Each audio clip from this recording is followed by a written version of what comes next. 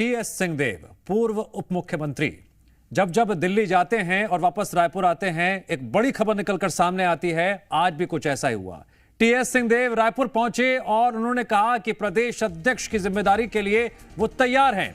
PCC chief का पद संभालने को तैयार है। अगर पार्टी मौका दे तो पद संभालने को तैयार हैं। दिल्ली में बड़े नेताओं से मुलाकात के बाद रायपुर वापस लौट गए हैं TS Singhdeo. Associate editor Rupesh Gupta जुड़ गए हमारे साथ इस खबर पर और अधिक जानकारी देने के लिए, विश्लेषण करने के लिए। रुपेश, बड़ी ये अजीब सी बात है कि एक तरफ दीपक बैज अभी भी दिल्ली में ही है और जैसे ही रायपुर आते हैं टीएस सिंहदेव एक बड़ा बयान या कहें कि एक बड़ा बम फोड़ देते हैं। क्या मायने हैं इस बयान के और क्या भविष्य है कांग्रेस का बदलाव के लिहाज से छत्तीसगढ़ में?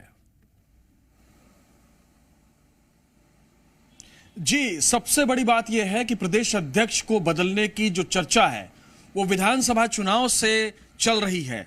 हालांकि दलील ये दी जाती है कि चूंकि प्रदेश अध्यक्ष को ज्यादा मौके नहीं मिले हैं, इस वजह से उनको निकाय चुनाव में कम से कम मौका मिलना चाहिए। और माना यह जा रहा है कि निकाय चुनाव के बाद कांग्रेस प्रदेश अध्यक्ष को बदल सकती है, क्योंकि कांग्रेस यहां पे एक ऐसे अध्यक्ष को चाहती है जो काफी ज्यादा सक्रियता से, जिसके अनुभव का लाभ पार्टी को मिल सके, जिसकी लंबे समय तक जिस तरह से अप्रोच है उसका फायदा कांग्रेस पार्टी को मिल सके। इस लिहाज से कई नाम चर्चा में थे, लेकिन टीएस सिंहदेव का नाम सबसे पहले था। एक और महत्वपूर्ण बात है कि अभी दिल्ली में कल मोइली कमेटी की बैठक में इंडिविजुअल मुलाकात करने से पहले, जिसमें हार की समीक्षा हुई, उससे पहले उन्होंने सोनिया गांधी से मुलाकात की थी। तभी से अटकलें शुरू हो चुकी थी कि उनको प्रदेश अध्यक्ष बनाया जा सकता है, लेकिन सवाल वही है कि कब बनाया जाएगा।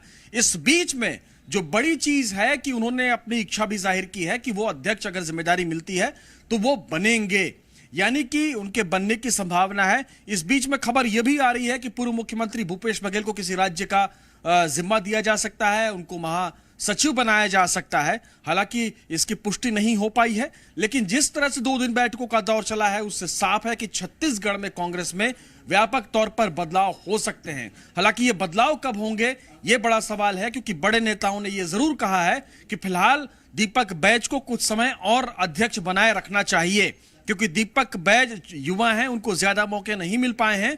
उनके अध्यक्ष बनते ही विधानसभा चुनाव हो गए, जो कि चूंकि कांग्रेस पार्टी सत्ता में थी तो सत्ता के मुखिया होने के नाते भूपेश बघेल के नेतृत्व में चुनाव लड़ा गया।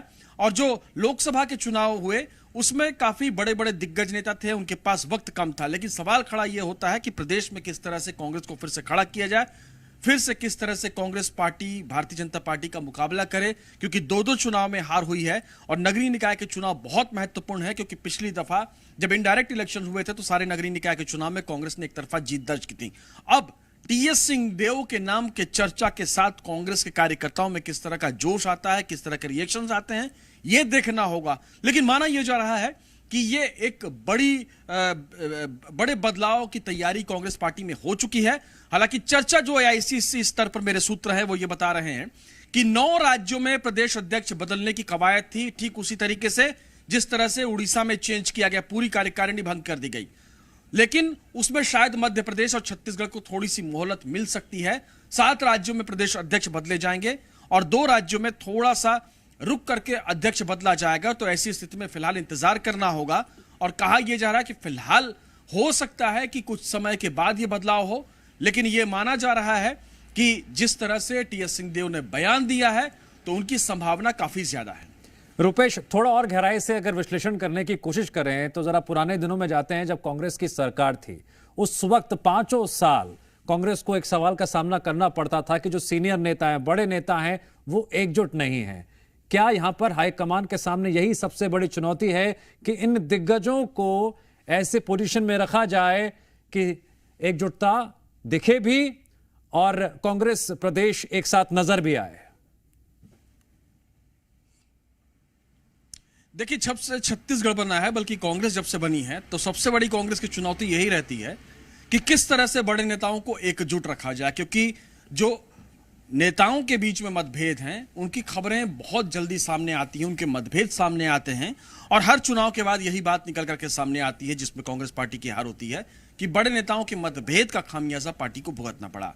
तो यहां पे चूंकि काफी दिग्गज नेता हैं, चाहे वो चरणदास महंत हो, चाहे सत्यनारायण शर्मा हो, धनेन्द्र साहू हो, चाहे भूपेश बघेल हो, चाहे टीएस सिंहदेव हो, तमाम दिग्गज यहां पे कांग्रेस पार्टी में हैं। तो इनके बीच में संतुलन और स्वीकार्यता ऐसे नेता की होनी चाहिए जो सबको एक्सेप्टेबल हो, जो सब कोई स्वीकार करें, चाहे वो मोहम्मद अकबर भी क्यों ना हो, रविंद्र चौबे क्यों ना हो। ये तमाम नेता जिसको एक्सेप्ट करें, जिन इन बड़े नेताओं के बीच में जो कोऑर्डिनेशन है उसका काम वो नेता कर सके।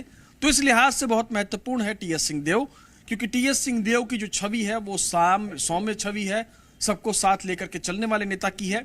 हालांकि इसमें भूपेश बघेल का क्या स्टैंड होता है वो बहुत मायने रखेगा, क्योंकि पूर्व मुख्यमंत्री हैं, पार्टी के कद्दावर नेता हैं। लेकिन जैसी चर्चा है कि उनको महासचिव बनाया जा सकता है राष्ट्रीय स्तर का, तो उनकी सहमति बहुत जरूरी है।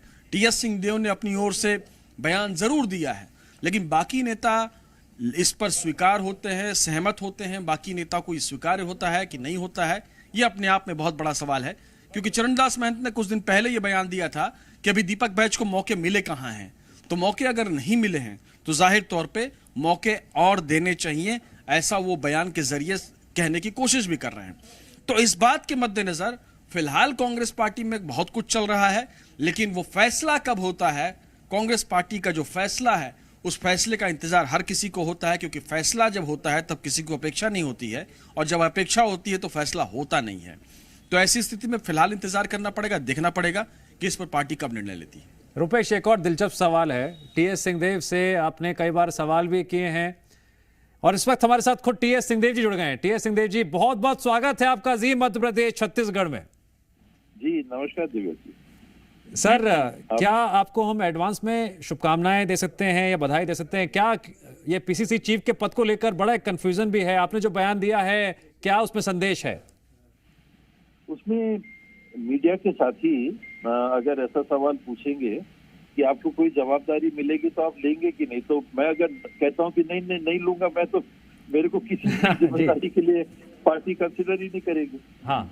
और अगर मैं कहता हूं कि पार्टी जो कहेगी मैं जवाबदेही निभाऊंगा, जो काम मैं कर सकता हूं उसके लिए मैं सहमत रहूंगा, तो फिर वो दूसरी लाइन पे अटकलबाजी चली जाती है। टीएस सिंहदेव जी, मैंने आपके जो पॉलिटिकल कैरियर को फॉलो किया, आपके जो पुराने बयान सुने, जब आप कुछ कहते हैं तो बहुत गहराई होती है जी।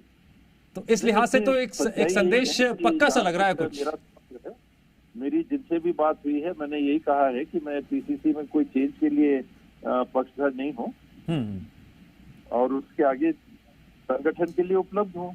अभी मेरे परिवार में कमी थी, व्यक्तिगत परिवार में कमी थी, तो 6-7 महीना में सर काम पे उपस्थित नहीं हो पा रहा था जी। घोषणा पत्र समिति के लिए भी जवाबदारी मिली थी, उसमें भी पूरा टाइम नहीं दे पा रहा था जी। सेंट्रल इलेक्शन कमेटी के सदस्य के रूप में भी जवाबदारी थी, उसमें भी बैठकों में मैं नहीं जा पा रहा था। तो मेरा मकसद ये 7 महीने के बाद परिवार का सब क्रियाकर्म होने के बाद मैंने दिल्ली में जाके सब को किया और सबके सामने यही रखा है कि सर मैडम अब मैं पार्टी के काम के लिए उपलब्ध हूँ जी। टीएस सिंहदेव जी, छत्तीसगढ़ में एक वरिष्ठ, अगर हम कांग्रेस नेताओं की बात करें, एक लंबी चौड़ी लिस्ट है और हमारे इंटरनल सोर्सेज ये बता रहे हैं कि हाईकमान को एक ऐसे चेहरे पर नजर है जिसकी स्वीकार्यता सभी को हो, क्योंकि कहीं ना कहीं एकजुटता के सवाल से कांग्रेस जूझती आई है पहले। जी, ये कहना सबसे जरूरी है और हमारे पोलिंग बूथ तक के साथी हैं, इनके मनोबल को बढ़ाने की साथ साथ जरूरत है। तो सीनियर्स को भी साथ आना और कैडर को भी उनका मनोबल बढ़ाना, ये कांग्रेस के लिए प्राथमिकता भी आज के दिन में यही प्राथमिकता है। तो हाईकमान को आपकी स्वीकार्यता है? मतलब नहीं, हाईकमान से तो कोई ऐसी बात ही नहीं हुई, ना कोई संकेत है। और जैसे मैंने बताया, मैंने तो स्वयं यही कहा कि मेरी राय अगर है तो अभी तत्काल चेंज का नहीं होना चाहिए।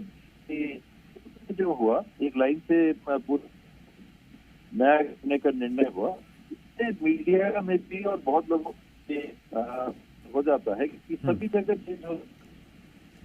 टीएस सिंहदेव जी, क्या ये कंफर्म माना जाए कि कम से कम ये तो तय है कि छत्तीसगढ़ में पीसीसी चीफ बदले जाएंगे? मेरे को नहीं लगता। मेरे को तो जो सूचना मिली कि मध्य प्रदेश और छत्तीसगढ़ में अभी नहीं बदलेंगे। नहीं, अब निगम चुनावों की चुनौती है, इस चुनौती को पार पाने के लिए उसको भी अगर देखें कि 2 महीना बचा है, हाँ, तो 2 महीने के लिए अभी तत्काल चेंज करना उचित होगा क्या? लेकिन अगर जिम्मेदारी आपको मिली तो आप तैयार है? मतलब अगर आपको जिम्मेदारी मिली तो आप तैयार है ना? जी, कोई भी जवाबदारी मिले जिसको मुझे लगता है कि अब मैं क्रिकेट खेलता हूँ और ये होगा कि आप स्विमिंग में जाओ, तो मैं कहूंगा कि मेरे को तो स्विमिंग नहीं आती। नहीं, बिल्कुल सही बात है। लेकिन जो काम मैं कर सकता हूँ उसके लिए जवाबदारी मिलेगी। तो अच्छा टी.एस. सिंहदेव जी, एक अंदर की बात पूछ रहा हूँ, क्या कांग्रेस के कुछ नेताओं ने आपको फोन करके ऐसे तो नहीं अभी से बधाई देनी शुरू कर दी हो? नहीं नहीं, बिल्कुल नहीं, क्योंकि मैंने तो सब खुद ही जिसको जिनसे शीर्ष स्तर पे चर्चा हुई, मैंने मेरी अपनी राय मैंने यही स्पष्ट दी थी कि जी चेंज के पक्ष के लिए नहीं आया, मैं केवल मिलने प्रणाम करने आया, संगठन के काम के लिए मैं उपलब्ध हूँ ये बताने आया। जी जी। और टी.एस. सिंहदेव जी, दीपक बैजी अभी दिल्ली में है, अध्यक्षों की बैठक में वो हिस्सा लेंगे, और उस बीच में आपका ये बयान आया है, तो ये और भी दिलचस्प हो जाता है। नहीं, इसमें देखिए आदमी क्या करे, एक तरह से लाचारी हो लोग की, मीडिया का हम लोग बहुत सम्मान करते हैं और व्यक्तिगत संबंध भी होते हैं, और मैंने अपने राजनीतिक जीवन में ये महसूस किया कि मीडिया का बहुत स्नेह और बहुत साथ मिला मुझे व्यक्तिगत तौर पे। सही बात। मीडिया के साथी अगर कोई सवाल पूछते हैं तो मेरा स्वभाव नहीं है कि मैं नो कमेंट कह दूं या कुछ और कह दूं। हाँ। तो उसमें मेरी जो स्थिति है वो मीडिया से मैं बहुत सम्मान और स्नेह की नजर से मीडिया को देखता हूं, और वो आप मीडिया का इतना सम्मान करते हैं, मेरी आपसे गुजारिश है, मेरे सहयोगी रुपेश गुप्ता एसोसिएट एडिटर रायपुर में मौजूद हैं, वो आपसे एक सवाल करेंगे। रुपेश, पूछिए सवाल। सिंहदेव साहब, मैं ये समझना चाहता हूं कि ठीक है निकाय चुनाव सिर पे हैं, लेकिन चर्चा ये भी चल रही है कि निकाय चुनाव में अगर कांग्रेस की परफॉर्मेंस ठीक नहीं रहती है तो फिर इस पर विचार किया जा सकता है, इसके लिए ऑप्शन अभी से तैयार कर लिए जाएं। ऐसी स्थिति में आपको भी चुना जा सकता है, तो क्या वैसी स्थिति में आप जिम्मेदारी उठाने को तैयार हैं? आप ये चुनौती उठाने को स्वीकार करेंगे कि प्रदेश में जो कांग्रेस के कार्यकर्ता हैं, जिनका मोरल कम से कम लोकसभा चुनाव तक दिखा के काफी डाउन है, उनको फिर से एकजुट करें, फिर से पार्टी को मजबूत करें? बिल्कुल, सबको साथ आने की जरूरत है और कार्यकर्ताओं का मनोबल बढ़ाने की भी जरूरत है। ये एक चुनौती आज कांग्रेस के सामने है, और देखते हैं कांग्रेस के साथी इस नजर से देखते हैं कि छत्तीसगढ़ बनते के साथ कांग्रेस को सरकार में आने का मौका मिला था। हम तक सरकार से दूर रही कांग्रेस, छत्तीसगढ़ में कांग्रेस के माध्यम से हम काम 15 साल तक नहीं कर पाए, और 5 साल को मौका मिला और सबको लगता था कि फिर से कांग्रेस छत्तीसगढ़ में तो जरूर ही जीतेगी, लेकिन कहीं कुछ ऐसा हुआ कि हम नहीं जीत पाए। तो इन बातों को ध्यान में रखें, हर कांग्रेस के साथी को, जो जिम्मेदार हैं, जो सीनियर हैं, के सेक्टर, जोन, मंडल, ब्लॉक, जिला कमेटियों में भाग लेते हैं, सब काम करने की आवश्यकता है। और ठीक है टी.एस. सिंहदेव जी, हम आपको एडवांस में ही शुभकामनाएं दे देते हैं, जो होगा सो होगा, लेकिन आपने जो बयान दिया है उसका असर आने वाले दिनों में पता चल ही जाएगा। फिर बात करेंगे आपसे। बहुत बहुत शुक्रिया जी एमपीसीजी से बातचीत करने के लिए, और रुपेश आपका भी शुक्रिया जानकारी देने के लिए।